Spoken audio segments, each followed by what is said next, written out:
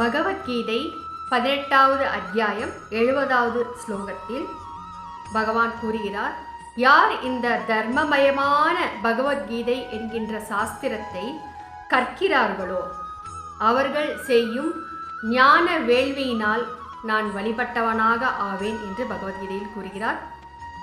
அதற்கு பிறகு 18வது அத்தியாயம் 71வது ஸ்லோகத்தில் யார் இந்த பகவத்கீதையின் மீது குறை காணாதவர்களாக இந்த பகவத்கீதையை கேட்கவாவது செய்கிறார்களோ அவர்கள் செய்த பாவங்களில் எல்லாம் அவர்கள் விடுபட்டு புண்ணியர்கள் அடைகின்ற உயர்ந்த உலகங்களை அவர்கள் அடைவார்கள் என்று பகவான் கூறுகிறார்.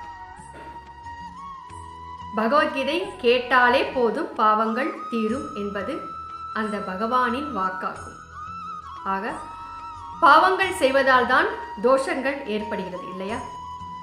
தோஷங்கள் தான் வாழ்வில் ஏற்படும் எல்லா முன்னேற்றங்களுக்கும் தடையாக இருக்கிறது. ஆக பகவத்கீதை கேட்பதன் மூலம் புண்ணியம் ஏற்பட்டு தோஷங்கள் எல்லாம் விலகுகிறது என்று பகவானே கூறுகிறார்.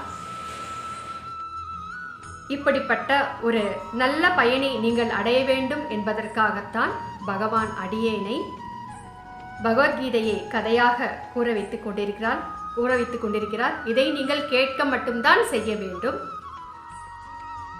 பகவத்கீதைக்கு அடியேனோடு சேர்ந்து நீங்களும் தொண்டு செய்ய நினைத்தால் இந்த கீதையின் ஒரு துளி என்கிற இந்த யூடியூப் சேனலை ஷேர் பண்ணுங்க, சப்ஸ்கிரைப் பண்ணுங்க, மறக்காம லைக் பண்ணுங்க.